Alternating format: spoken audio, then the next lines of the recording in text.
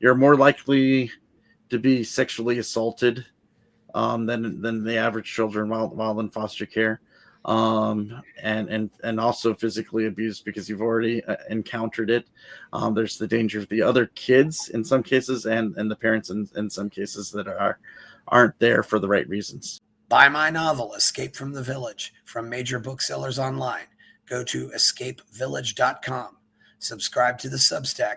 Go to fountainheadforum.substack.com. Support the forum. Go to buymeacoffee.com/fountainheadforum. Thank you. Welcome to the party, pal. This is Fountainhead Forum 235. I'm talking to Paul Darr, who is active with the Texas Libertarian Party. He's currently on the Libertarian National Committee. But we're not going to talk about the Libertarian Party right now. I wanted to bring Paul on because he's had experiences dealing with the foster system, and we're going to talk about his experience in the foster system. In California in particular. I suppose it varies state to state, but I'd like to get his take on just what his experiences were and how this all went down. How are you, Paul? Doing well. Yeah, the particulars will vary from state to state, but some of the same issues are the same from state to state there. Yeah, well, because I think one thing is all these people are kind of get the same, the same schooling. But okay, Paul, so let's just start from the beginning here. You were born when and where? All right, so I was born in 1980. My biological mother was a little underage when I was born there.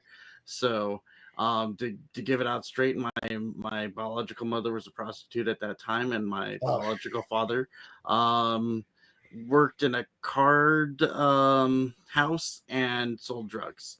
So he was kind of like a drug dealer, pimp type dude. Card house? Yeah.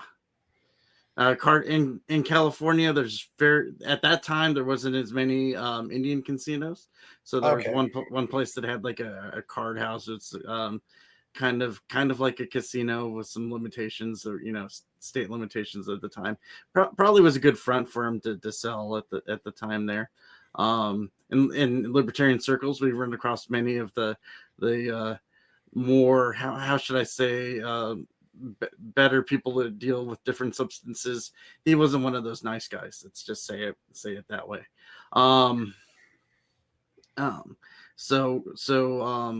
They ended up getting married though, because my grandmother was very Catholic and forced that sort of thing in that sort of situation.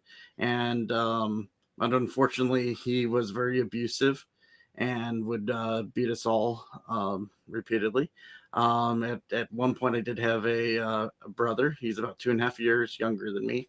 And so we were together. And when I entered foster care about when I was 6, the time there was I went to school, and I was having some issues with something. And I was like, I had mentioned something had tasted a little bit like cocaine, and they're like, well, what do you know what cocaine is, and how do you even know how to taste? It's not going to that story, I guess, too much how a 6-year-old knows that. But I guess other than my dad, I was like, yeah, my dad has these bricks of it that he measures out. I didn't know what you weren't supposed to say in front of people, I guess. And they're looking at me like, what? And this was in Riverside County, California, you said. Yeah. So this was how your teacher called the Child Protective Services or whatever, or what? They went there and they got my brother and I, and they told us each to take one toy, and we went into the foster care system with the one toy and the clothes we had on our backs. Oh wow! So we didn't take anything else with us. Yeah, I still remember I had this little brown truck that I liked as a kid. I don't know. Do you still have it? I lost it at some point in the system, unfortunately. But I just I remember having that with me because it was a kind of a traumatic experience at that time, and some other things happened along the way there that were kind of crazy. Well, I mean, what's that like? I mean, granted, you have a bad home, but it's still home, and it's the only home that you know. I mean, what is going through, the mind of it? And when you're 6, you're usually aware enough to know what's going on. I mean, did you know that you were, did they tell you that you were just going out for ice cream, or did you realize that you were leaving? What was going through your head when this happened, or can you remember?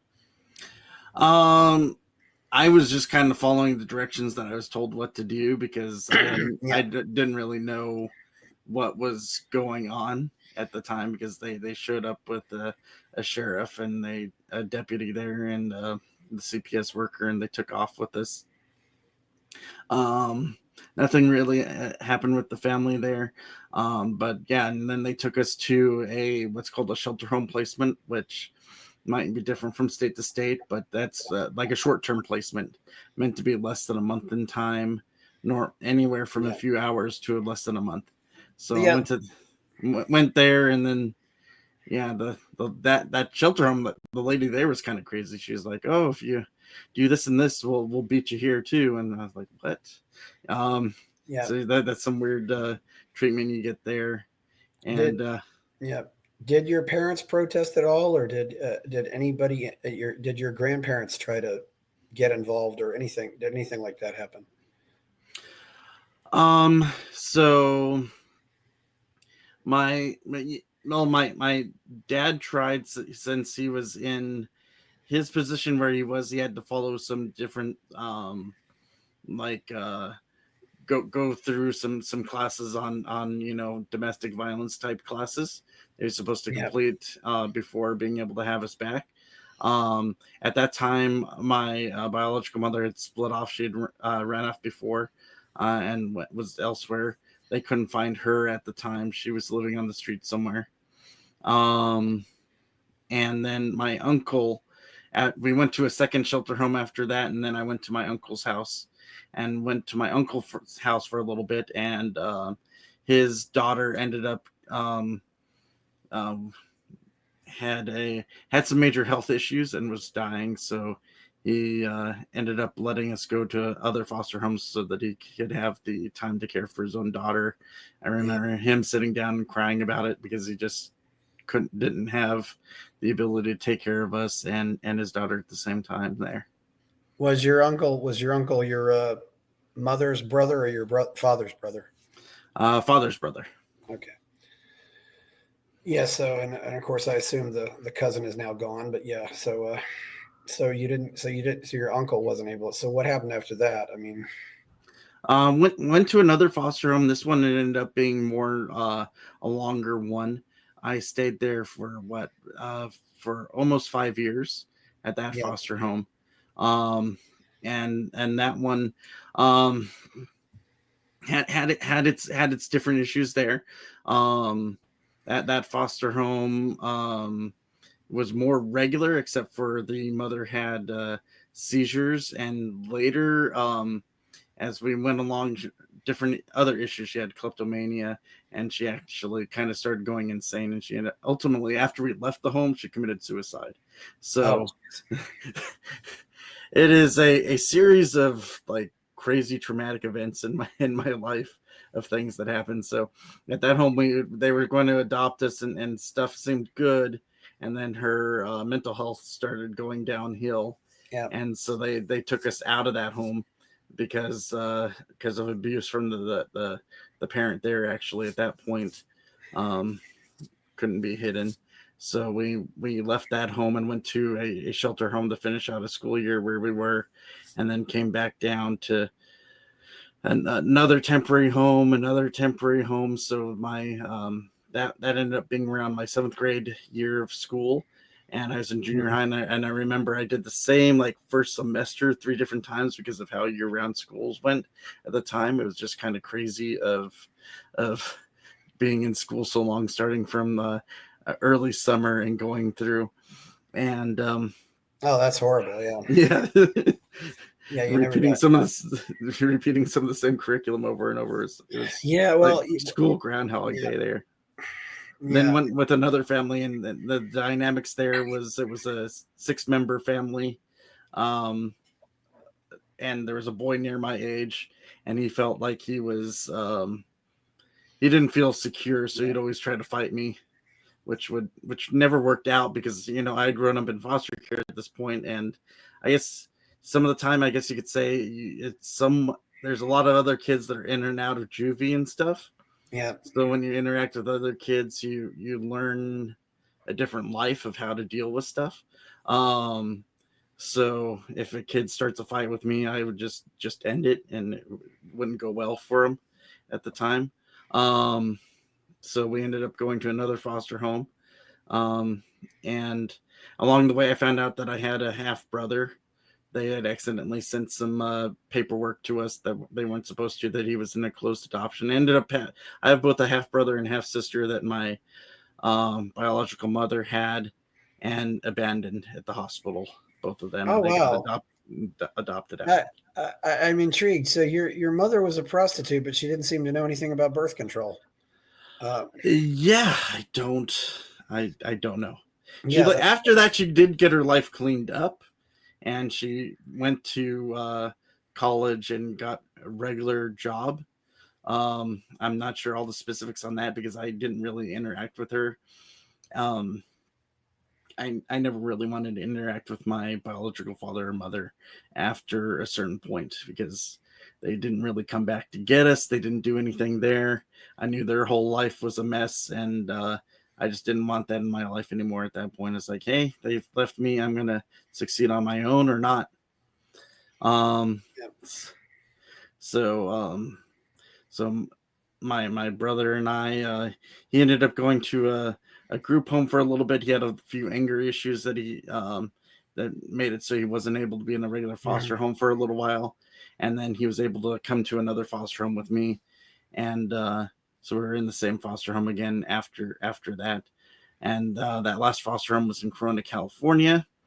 Um, so we did our last few years of high school there, and my brother, I remember the big thing from that one was that you know, as you're older and you're able to realize some of the things that go on. My foster mom at that home, she put us in a special program, so she was making extra money. This is the late 90s, so four of us, she was making Yeah. $1,000 a month off of us, so she was making $4,000 off of four of us foster kids, and then the normal stipend off of two others. So she was making $5,000 off of foster kids, but she wouldn't give us food if we missed like getting there to school for the free lunch and stuff. So there was Yeah. some weird things about that where it's like, yeah, that's So just how it is. yeah. So I mean, we got a lot more time here. So let's think about this. And the first time, I don't know, how much you can tell, but when the first time you got, taken out of your biological parents' home, did you get the impression that these people cared or really cared about kids, or were they just going through the motions and collecting a paycheck like so many people do nowadays on their jobs? Yeah, so the very first one definitely was a paycheck collector. Yeah, So that differed from home to home to home. Yeah, so yeah, there's a lot of them that are there for collecting paychecks, and you can definitely feel and tell the difference at those homes. Like that first one and that last one definitely were there to make the money. Um, and it's not like they're making a lot of money, but they're making money that way. So they just try to give you the cheapest amount of care they can, so that they can use the rest of the stipend on their life and living, which isn't really what they're supposed to do. But things there's so many foster kids out there that they can't really police that too well. yeah. And did you ever really have anybody who advocated for you? I mean, I Later on, I did. really felt like The, you the had somebody who was on your side, because you may not even be able to tell at that age, but Um, there's people along the way that I learned a lot from. So there's yeah, that, and then there's also there's like a whole volunteer program called CASA, which are child advocates. Um, I, child advocates, CASA. yes. What? Yeah, that's also the Spanish word for house, but yes. Yes. Yeah. But so they volunteer, and they they help. They meet with the kids and advocate on their behalf and talk to them Yeah. and stuff like that, and make Mhm. sure things are they're going okay for them. They can report some things, stuff like that.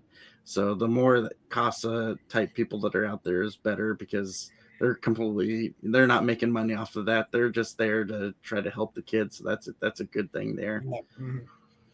Um, Yeah. What are the qualifications, or what kind of background checks or anything do you have to go through to get into this position of taking care of kids, or can anybody just sign up and do it? that's going to vary from state to state. Yeah. Nowadays, I understand most of them do have like a very basic background check that'll go on there. But the biggest things they'll also do is they collect information, almost like filling out an application or resume there, and then they also do a home inspection. Yeah. In most states, to make sure that you have the amount of space you're supposed to have for kids and stuff. Um, for example, you just can't, slam bunk beds to bunk beds in a room. There's a limit of Yeah. how many beds you can have, and it's in a certain amount of space, since that used to be a big problem.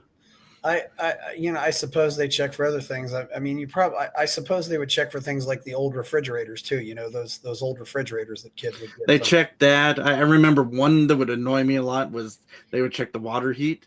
They didn't want it too hot so that small children could burn themselves. Yeah. But when you have 6 kids in a house, man, if you have the water heater down too low, you run out of hot water so quick. So I can see that. now as an adult, that's a luxury to me to have a hot shower. That's one of my favorite luxuries as an adult still, just because I had always grown up having to have lukewarm to cold showers all the time. And of course, obviously, they check for things just like overall cleanliness or things like that. I suppose. Yeah. Overall I can imagine that's things. Yeah, clean inspections coming, clean up the house, that kind of thing. Clean up the house, make sure the trash is all out of the way, stuff like that. They check the water heater. There's other little stuff that I can't even think of right now that they look for there. And I remember them mentioning it as I was a kid. They'd also just look at the general how home life is and stuff like that, Yeah. because it was still common for back then for some foster parents to try to get like a boy and a girl so that they could have one do the housework and one do the outside work. Like, they don't use them as indentured servants. I never really had that happen to me. I was more of a traditional, I guess you could say 80s, early 90s kid there, where I would be able to do odd jobs and earn money for myself. Yeah, I can imagine. What was your growing up like though? I mean, was it easier or harder to make friends, or did you make any friends? I mean, it's let's I mean, and what were birthday parties like? Did you get to socialize as much, or birthday parties were typically in the home, and somewhat disappointing because you might not get any. It depends on the home if you got any presents or not for like a birthday. And I think I can't remember any of them not doing at least a cake for your birthday. So you at least always had a homemade cake in the home there, and you'd have that and blow out the candles, and that's your birthday there. Some homes would do more, do less as far as presents and stuff. Well, I mean, what about making friends, or And I mean, did you have average clothes, or were you the kid who always looked like he had old clothes on or something like that? Oh yeah, I had a lot of clothes that came from like Goodwill type places.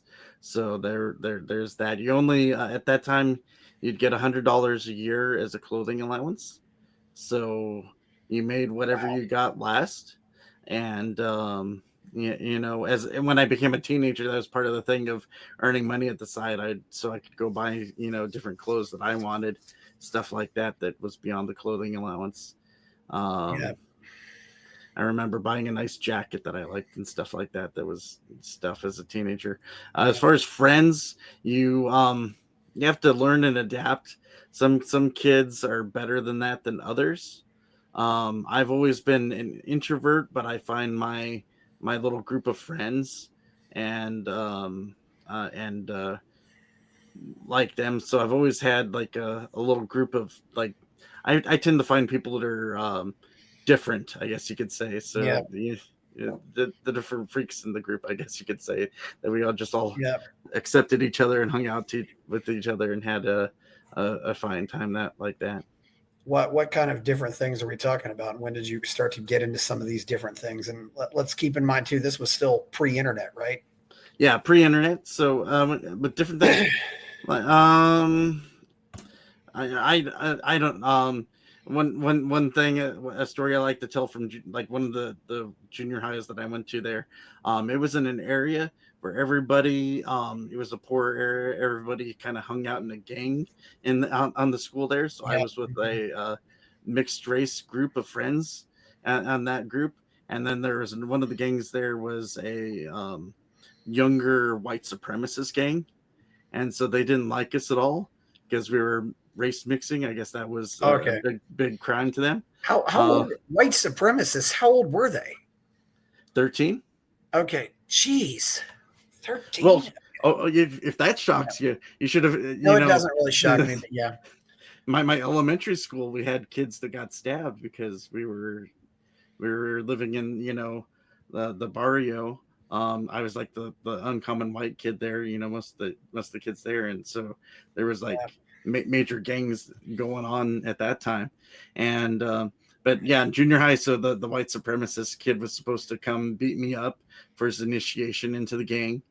So he's just started kicking me during a basketball game, and I finally got enough of it, and I just kind of picked up the kid and just tossed him across the basketball court, and he like skipped across it, punched him in the head a couple times. One of those stories that I'm like, hey, I'm proud to say that I beat a neo-Nazi once, but that's yeah. So Paul. It sounds like to me you really learned to fight, and didn't you? Yeah, you may have wanted to, but you kind of had to. Well, back then I admittedly I did like the fight, so there was a point that I had to learn to control my own anger and to focus that better. I went to one foster home that had a little bit more money, so they started having me go to martial arts, and it was through the practice of martial arts that I learned to help control my anger a little bit more and to focus and to be confident in knowing that I just, knowing that I could beat the people at any time I didn't need to anymore, so that there was no issues going on there. I had been like hundreds of fights previous that they almost expelled me a couple times, but that I've also heard too that I think martial arts can be really good for kids, but I've also heard too that sometimes if you had a sensei or whatever, you really those sometimes end up being lifetime friendships. I mean, you have a real mentor and a guy who shows you how to be a man, and who shows you how to be a man, and being a man is, being a man is being the king, warrior, the magician, and the lover, and being the warrior is knowing you have the ability to fight when you have to, but you don't fight unless you have to. It's or as Theodore Roosevelt said, speak softly but carry a big stick.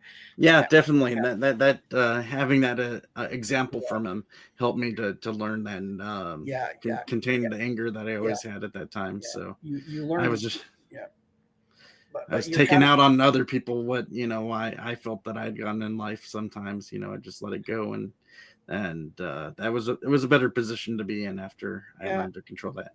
Most people look at me now and they're like, "Oh, you were like that? No way!" Yeah, people change. You kind of look like a guy I wouldn't necessarily want to get on the wrong side of, Paul. I got to admit, you look like a guy who could handle himself if he was in that kind of situation. But anyway, I think also too, though, boys especially, definitely, if boys are feeling like crap all the time, sometimes they'll just they'll go beat somebody up just because they think it makes them feel better, and of course they end up making somebody else feel like crap. But it's like, well, at least I don't have to feel like crap, and you end up, and I think that's the case with your dad. Your dad feels like crap, so he beats up his kid.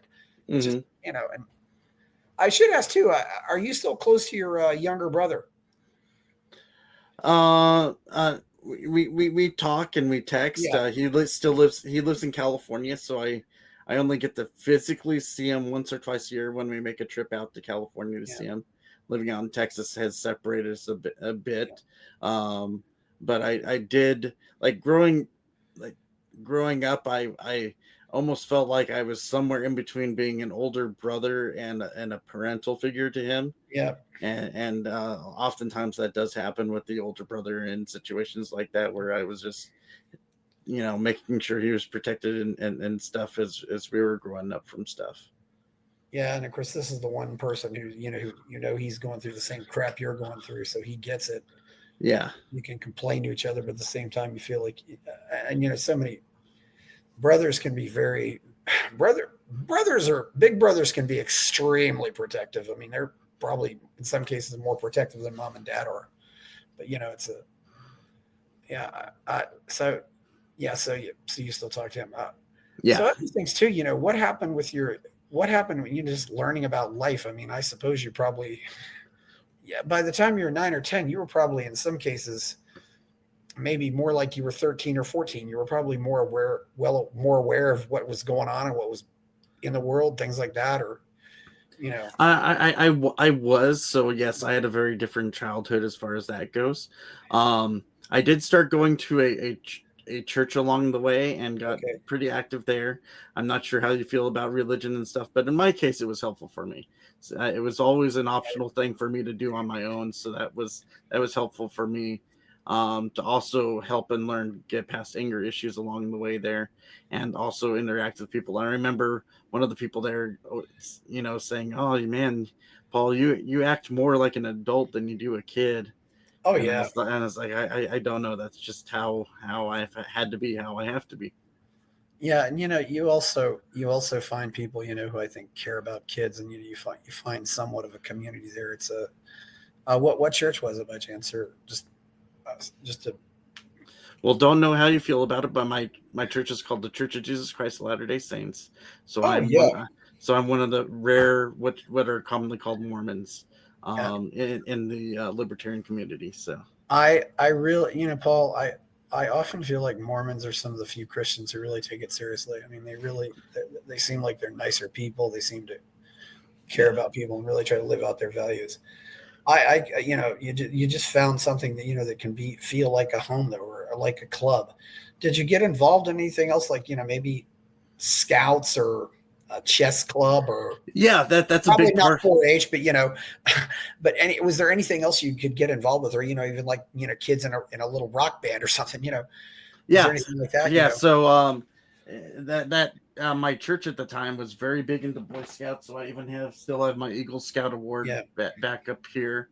So I did earn my Eagle Scout on my own with the church there. When I say with my on my own, meaning that other people had a lot of parental involvement. I did not have that for me, but I did have a lot of good mentors along the way in the form of different scout leaders, like you said, good men showing me how to be a good man, and to show yeah, and modeling good behaviors there of what yeah, a man should be. So that was definitely what you would hope to get out of the scouting program there that I got from those gentlemen there. yeah. Sometimes I wish I'd stuck longer with scouting.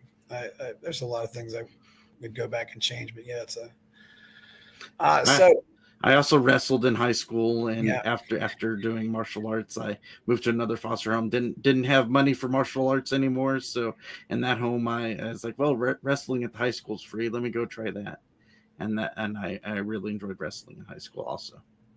yeah. And wrestling is one of those sports where they really encourage you to get in shape and stuff like that. It's a that's I mean what happened is so how many different homes did you have, or and you said the longest one you had was 5. You did stay with one for 5 years, so that wasn't. Yeah, there's a lot of short term ones mixed in there, so it adds up to Yeah, I've lived in a dozen different homes. yeah. what When what when what's the whole process like when you get up and leave? I mean, they often, I've often heard, for example, that one of the nice you can give to some of these organizations is try to give foster kids real luggage, because often they just end up putting their stuff in garbage bags or some stuff like that.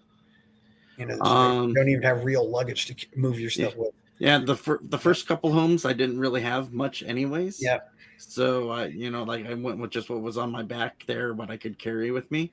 And then after that, yes, I did have some older luggage that was given to me that was very durable. yeah, So that was helpful to have along. Um, and it would vary from place to place. Sometimes you'd end up leaving behind a lot of stuff. Like the home that I lived in for about 5 years, the mom went crazy there. I had a whole bunch of stuff that I ended up leaving behind that I had built up while living there that I felt sad about after it. But it was also at that transition time when you're going from I was going from 12 to 13, so it's a transition of I left behind a lot of my kid stuff, I guess you could say, and Yeah. it was becoming more of a teenager. I had like all these Legos. That was one of those things I would like to build Legos as a kid and Yeah. stuff like that, and left all that behind. And another foster home. I didn't get my my first high school foster home. I did Air Force JROTC over there. I know among libertarians that's not the most Junior popular ROTC. Yeah. junior ROTC, and I left behind a uniform with them, and I couldn't get my grades for a little while because they delayed turning in my uniform and stuff like that. They had just didn't get around to it for like 2 years. I don't know what was going on with them, but they finally turned it in, and I was cleared there. Yeah. But moving from place to place, yeah, definitely having luggage is good, better than using bags or boxes. Um, that so if any of the what people listening to this, things to take away, I would say is if you have the time to do casa, do casa. If you don't have the time to do casa, like the Toys for Tots drives and stuff like that, like we Yeah. just had, we at our last state level executive meeting for LP Texas, we had a Toys for Tots drive, and I brought 3 different toys there because I was like, I remember being that kid and getting crappy toys. I'm going to give a few kids some good toys now that I have a chance to do that. And if some of them have the ability to do that, get a good toy. Uh, Yeah. think about that there, and have some different good toys that for them. I think about those kids that you really do bring a little bright side to a kid's life when you give to those types of things. There's other little things that they have different wish providing type things. You can reach out to your local foster care organization and see about it, that people can take action on their own and enrich these kids' lives in different ways there too. Yeah. I'm also, what kind of, how well fed were you? And, did you eat a lot of junk food, eat out a lot, or were you given good food at home, or did your foster parents really care? Eating out costs money, so no, Okay. I did not eat out a lot. Yeah. uh, Well, yeah, I didn't think so, but, I'm just, yeah. a lot of them relied heavily on school lunches, and when school Okay. breakfasts were around, that school Yeah. breakfasts, and some of them would get food pantry food. Also, they were able to qualify for that in many cases because of the number of children and all that. And so we'd have different food pantry food.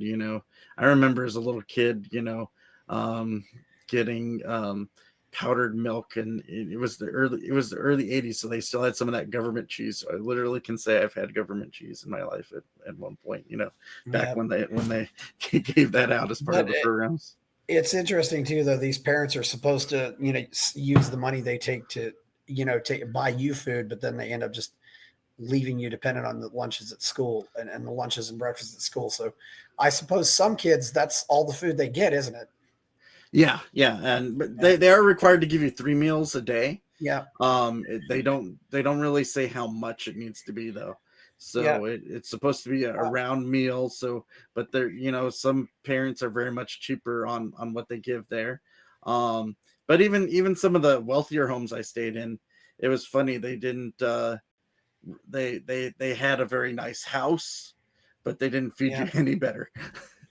Yeah. You mentioned sometimes you figured out ways to make money. Were you doing things like cutting grass, or Oh, uh, definitely, yeah. California probably weren't shoveling snow, but Not shoveling snow, but yeah, cutting grass. Yeah, that was a big thing that I would do. do Uh, basic yard work. Yeah. That kind of thing. Or yeah, I got very good at mowing and edging lawns.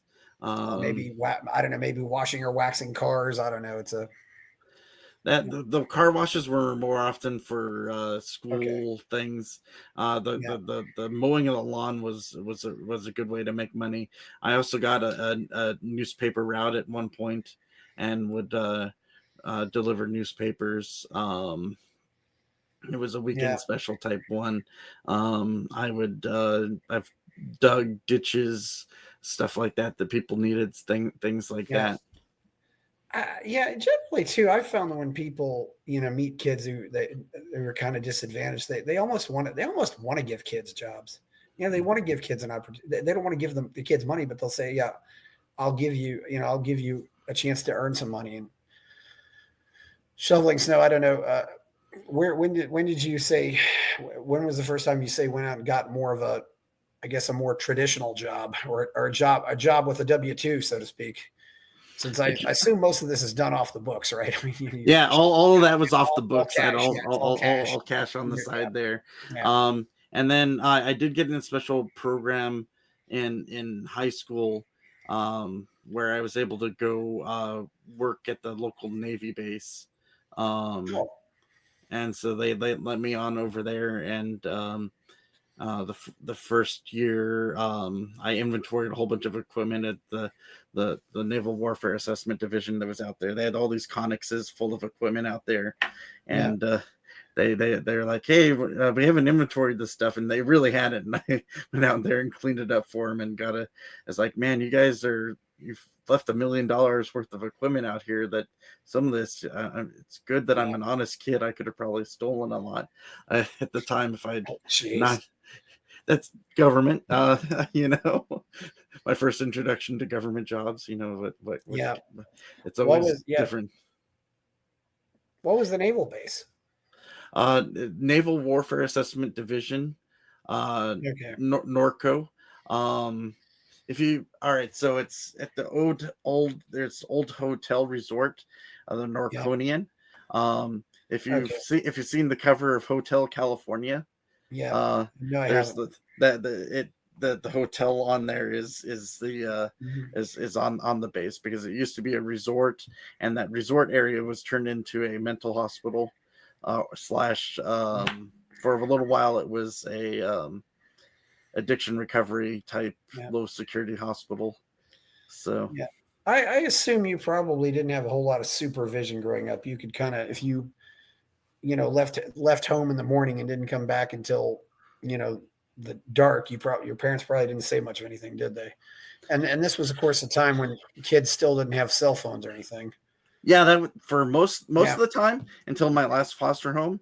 And then she was like, hey, the rules say you can only be away from me unsupervised for 4 hours at a time. Okay. And so she would try to get hard on that on me.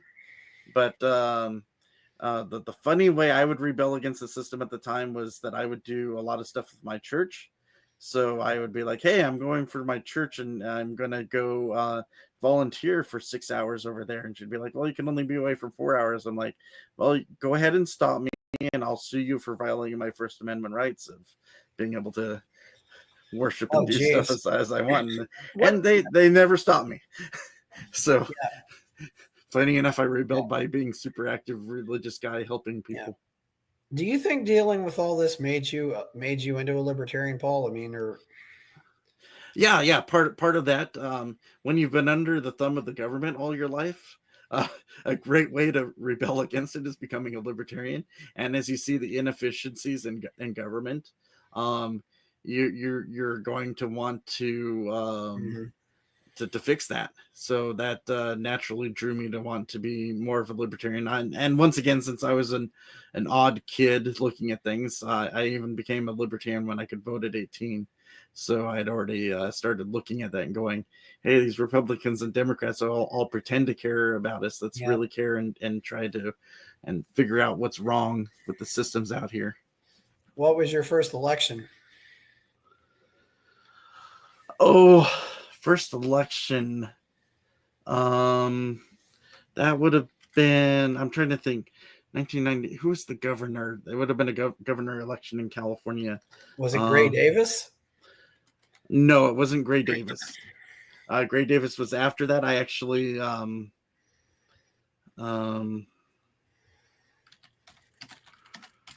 because I actually signed his recall papers. So that would have been, yes. Signed his recall papers. Yes. When we were trying to recall Gray Davis in California, I circulated recall papers on him because he was very... Pete Wilson, yes. Pete Wilson. Last of the Republican governors of California. For those that don't remember, very bad anyway, from what I hear, but yeah. Those that don't remember that they had him there. Yep. Pete Wilson versus Gray Davis. That's the one. Yeah, so Gray Davis did win that one, didn't he? Later on. Oh, so you voted for Pete Wilson, or you voted for the... I voted for the Libertarian, who I'm trying to remember mm-hmm. who was the Libertarian candidate, because that's not pulling up on there. But yeah, at the time I would vote Libertarian or any other third party. And then my first, but now I'm trying to remember. Yeah.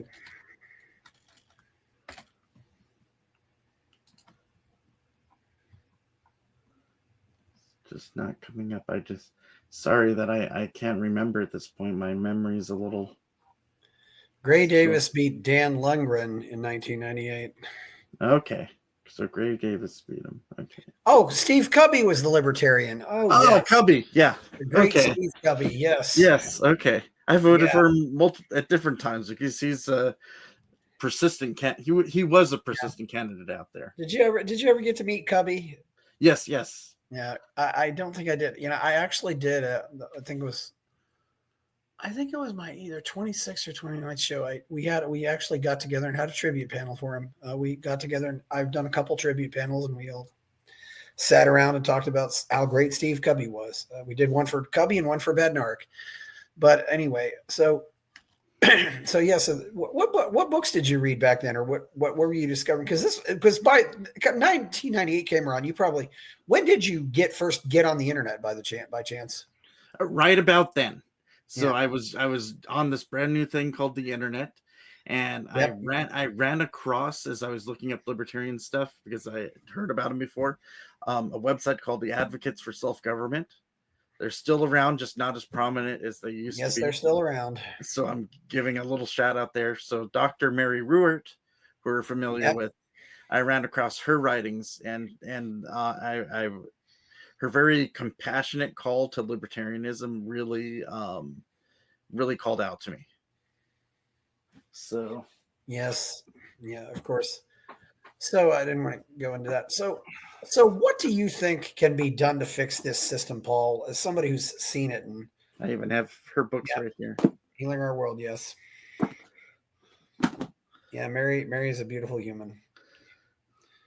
What do you think could be done to reform this system? Because you've been in it, and you've been a ward of the state. What would you change about it? Oh, that is so tough. So you're saying this system, as far as the foster care system in particular? Yes. I mean, okay. So we're going to narrow it down to just that. I'm afraid we're always, first of all, I'm afraid there were always going to be parents like this. I don't know. Unfortunately, I don't see that changing until people in general change. I feel people over time do change as a society. We get better and better over time, but we're not going to be there for a while. So that is still going to be a need that's going to need to be met. And libertarians will argue about the theoretical. The thing that could help right now is just real people involvement, real people that set up foundations to help kids. One of the ones I've seen that have come out over time since I got out of the system, I just barely missed one that my brother was able to take advantage of, where he got out of the system and he was able to get a full ride scholarship to a local college and have room and board paid for a while there. That was such an amazing thing for his life. Me, I had to go sell my body to the army and be and join the army to get the GI Bill to get that same benefit. But especially for kids that come from such a disadvantaged situation, that if people have the money to set up a foundation or donate to one of those foundations to do that, that is a wonderful thing. And for kids that can't go to college right away, some kids just aren't going to be mentally wanting to do college, and that is a fine thing. Not everybody's built that way, and we kind of overemphasize it as a society anyways. There's other programs that have been coming out where it'll do a transition from foster care of providing a home for the foster kids, and that a lot of times that's a different foundation that's helping for those kids. So a lot of it is not doing harm to the kids and giving them a launch into society that can help them transition into being in regular society and giving them a little softer lunch. In my case, my foster mom kicked me out the day before my graduation. And nowadays there's a lot of programs that'll help give you a softer launch there. Me, I always had to sink or swim. So I think they give free college to kids in Texas now too. They're in foster system. So that's another thing. So you're literally kicked out on your 18th birthday. Is that how it works? I mean, so if you're still in school it's going to vary from state to state. Yeah. And so in my case, it was either your 18th birthday, or if you're 18 and the day before your graduation was it. So some states, they might give you a few days past your graduation, and that's better.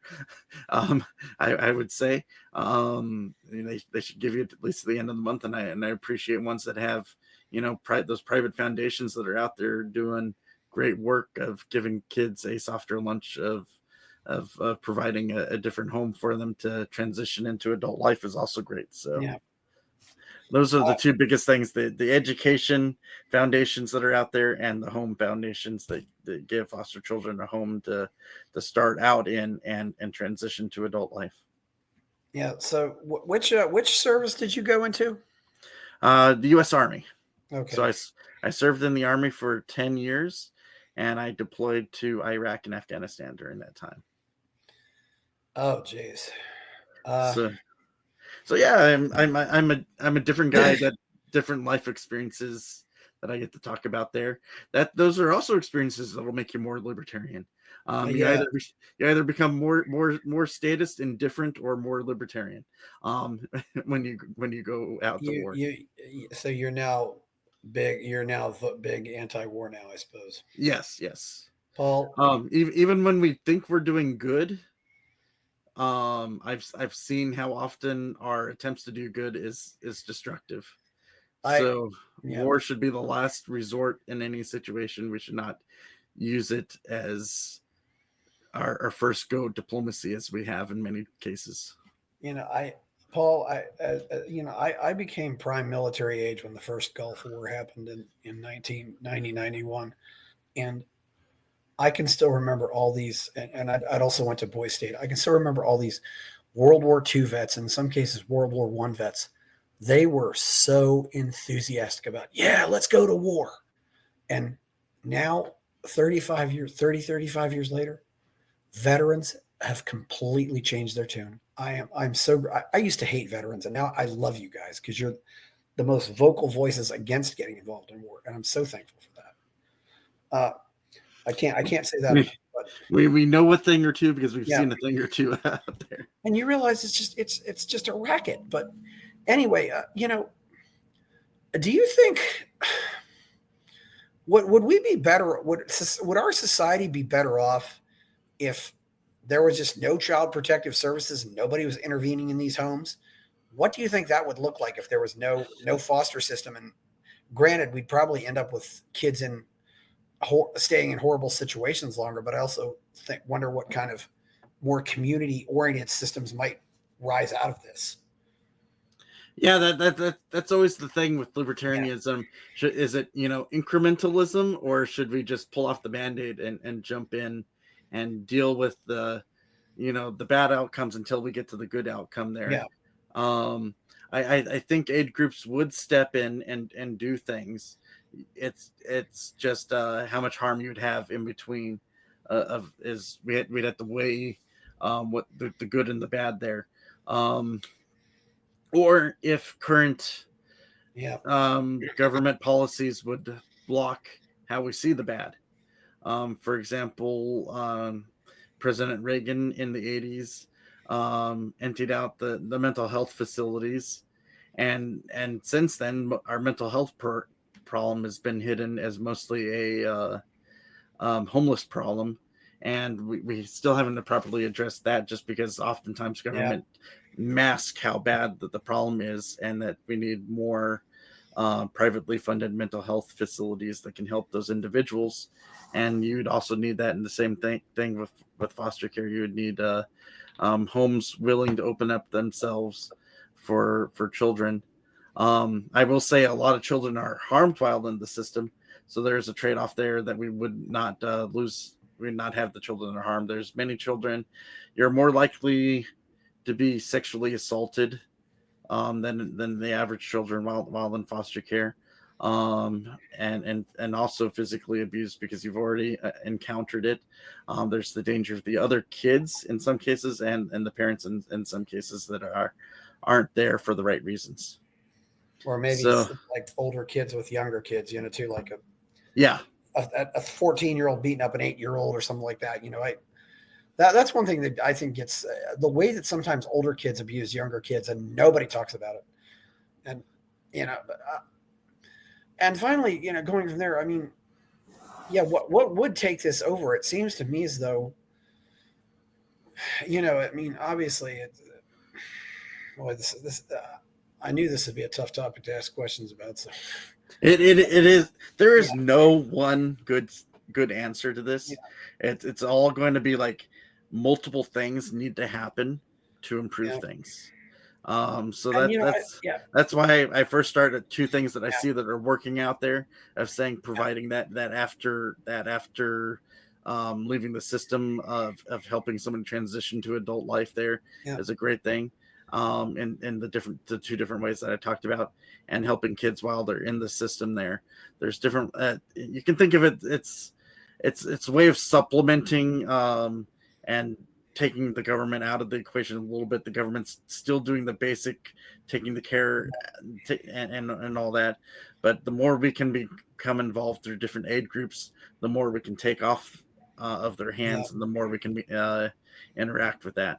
And we just need compassionate people to go out and do it, and to open their hearts and to do it. It's a tough thing to do. It's a yeah. tough thing to do when you see kids that have just gone through the worst day of their lives and where they are. Yeah, Paul. One thing I wanted to bring up is I had I had a guy on here a while back, and his child was removed from their home because they refused a medical procedure that they really didn't need. Uh, it seems, I mean, obviously you were in a situation that wasn't good, and you're probably better off because you got removed. But in some cases, they're also taking kids out of homes that that maybe 50 years ago they wouldn't have been removed from. What's incentivizing that? Um, I would say the access to news and Yeah, social media actually does a lot for influencing people wanting to intervene when they really shouldn't be in those cases. And the other angering part about that is that there's so much limited resources to help kids, that yeah. when they're hurting those kids by taking them away, they're not helping another kid that really Yeah. needs it. Well, So yeah. Well, um, so that, yeah, that does anger me when they get involved, and it's not necessary at all when it's even other circumstances where it's like, oh, they're going after the kid because the parents smoke marijuana. It's like that's not a worry. That's well, if they're not beating or sexually assaulting the kid shouldn't be going into foster care, because you're raising their chances of that happening to them yeah. while they're in foster care. So why put them in that situation? Well, the big change, I would say too, Paul, is when I was, growing up, I knew a few kids who had broken arms, and kids got broken arms just from going out and being kids, and parents were trusted back then. But now, if the kid has a broken arm, some social worker is going to come out and take the kid into a room for 2 or 3 hours and ask him a bunch of questions.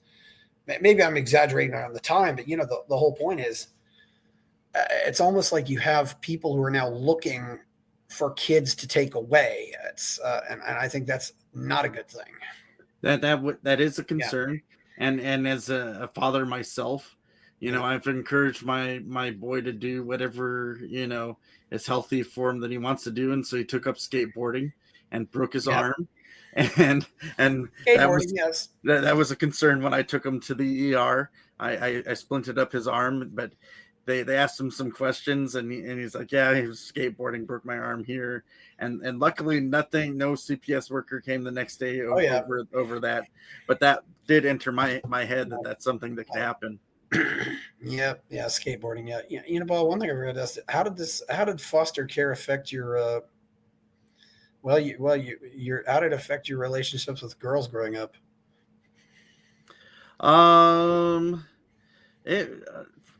Relationship with girls. When you start to notice those things. So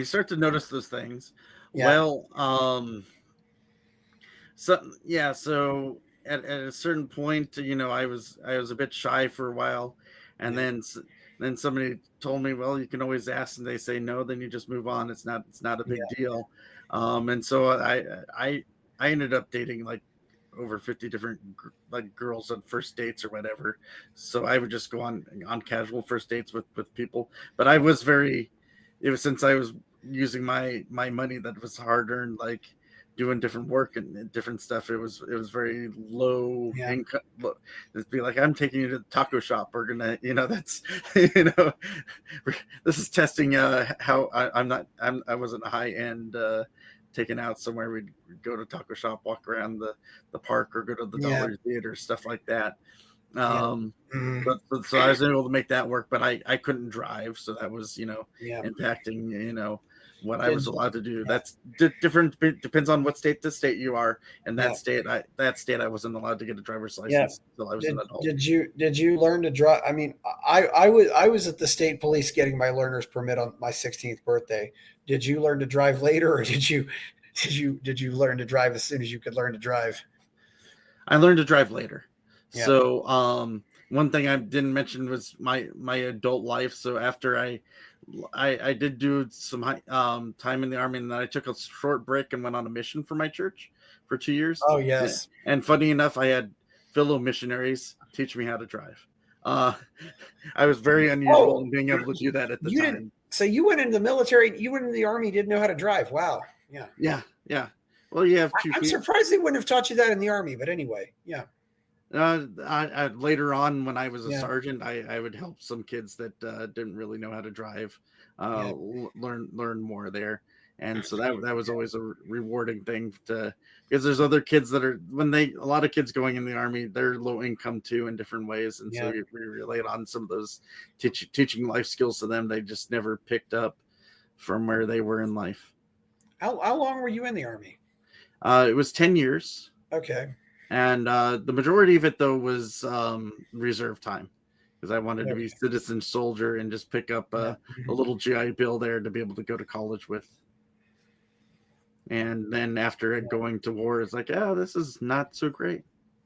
How do you think this whole experience has affected how you parent now? How many kids do you have? I have 2 children. I decided that was as many as I could mentally handle myself right now. So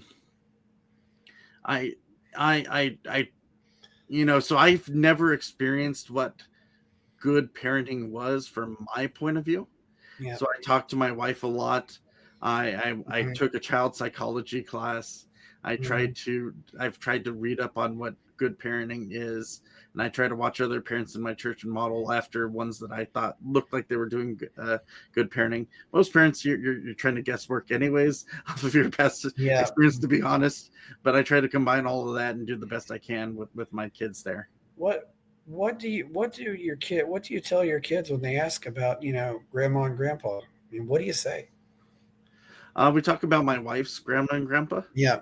And then say that unfortunately I came from a bad home, and that we don't really talk about them more often. When you were a kid, you probably got the stories of starving kids in China or whatever to finish your food. My wife will tell them stories of me starving as a kid, and that they should finish their food. So we got stories of kids, around the world. That's one thing. They certainly did enough in a Catholic school. That's one reason why still they always told us that why I will eat food even though it's starting to pass the expiration date, because they always told me that it was a sin to throw food away. Because there's so many people out there who don't have food at all. Eat the food that you have because it's valuable. And even in America, compared to Americans, even as a foster child in America, you're still better off than a lot of kids around the world. It's I've met many of them, and that's definitely much crazier. As I've met and talked to people from Africa that grew up in some villages with some very good limited resources, or saw kids in Afghanistan that had very limited resources there. So it sounds like, and Paul, does it end up also that people who grew up in foster care are more likely to end up, are they, I don't know, are they more likely to end up, with drug issues? Are they more likely to end up in jail? I mean, is that, or is it just the same? It sounds like you've built a really good life for yourself, although you. I am an outlier. So the percentages will vary from place to place, but the majority do not end up as successful going on into life. And so depending on what resources they have coming out of life, what their experience in foster care was, some kids go into foster care and they'll have the same foster parent the entire time, and good for them. Some that can be very beneficial to the stability of some kids. Kids need stability. I mean, that's the thing. There's so much chaos going on with kids that they need to have something that's stable in their lives. I really look at my life though, and I realize, my parents bought that house 2 years before I was born, and it was still, that house, the same house long after I'd moved out of it. I mean, and so many kids don't have that kind of stability. Wow, that's some stability. Yeah. I mean, yeah. So, well, I think you said you had about an hour, and I think we've covered just about everything here. So, anything else you want to say before we go? You don't really have a website or anything, do you? Or you want to tell people where you are? Well, I do have my personal blog that links off to everything else for me. So my personal blog is paul.darr.org. Yes. And if you go there, you can find my link to my Twitter and my Facebook and stuff like that. I am on the LNC and stuff, so you can always, for those libertarians watching, you can ask me more questions and stuff if you want, if they're actually making it to this point. So we'll see. Hopefully I didn't bore them too much. I just thought this might be an interesting story to tell. I think that some people would, look into it. I hope we can figure out a better way, better ways. Although I sometimes think the best solution is maybe we can just figure out a way that people who aren't ready to have kids don't have kids. But kids are great. I mean, they're definitely, they really are a beautiful thing. We need to protect. Well, this has definitely been one of the more emotional shows I've done. What was your favorite part of it?